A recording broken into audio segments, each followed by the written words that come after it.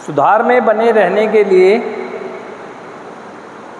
बहुत सी चीज़ों को समझना ज़रूरी है। और उसमें एक बात ये भी है कि मेरा कार्यक्रम में जो मैं आज के दिन उपस्थित हूँ, तो मेरा पर्पस क्या है, कौन सी चीज़ थी जिसने मेरे जीवन को भटका दिया, जो मेरी एक आदत बना, उस आदत पर मैं आज कैसे निर्भर हो गया और उसने मेरी ज़िंदगी को किस तरीके से अस्त व्यस्त कर दिया। ये जब नहीं मुझे पता चला जब मैं उस आदत की गिरफ्त में था, लेकिन आज मैं जब उससे मुक्त हुआ हूँ तो मुझे समझ आता है, क्योंकि जीवन पूरा दिखने लगता है। तो इतना पता लग जाता है कि जहाँ पर मुझे ये दिखने लगा कि मेरी कौन सी आदत या व्यसन कहें की वजह से मेरे ज़िंदगी की अस्त व्यस्तताएँ आ गई, तो मुझे ये भी समझ जाना चाहिए कि आज के दिन यहाँ पर अगर मैं हूँ तो केवल इसलिए हूँ कि मुझे व्यसन से मुक्ति चाहिए।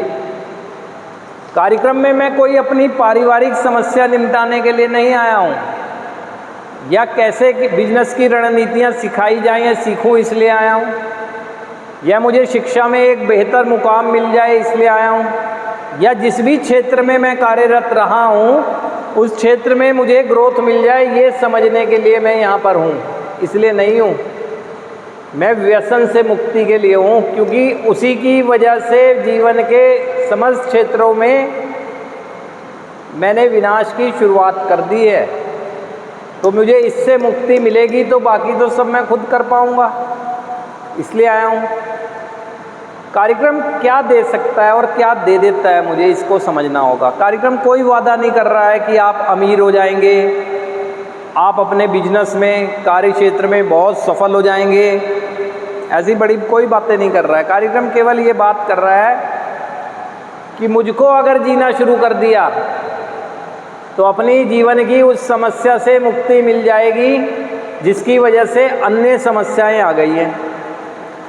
रिकवरी में कभी भी मुझे ऐसी चीज़ें नहीं मिलेंगी जिसकी वजह से मैंने अपने जीवन को बहुत भटका दिया, जिससे कंपेयर करता रहा मैं अपने आप को ना, जैसे भौतिकवादी चीज़ें कहें। भौतिकवादी चीज़ें ये गारंटी नहीं है कि मुझे मिलेंगी, और ये भी नहीं है कि नहीं मिलेंगी, वो मेरे कर्मों से है। लेकिन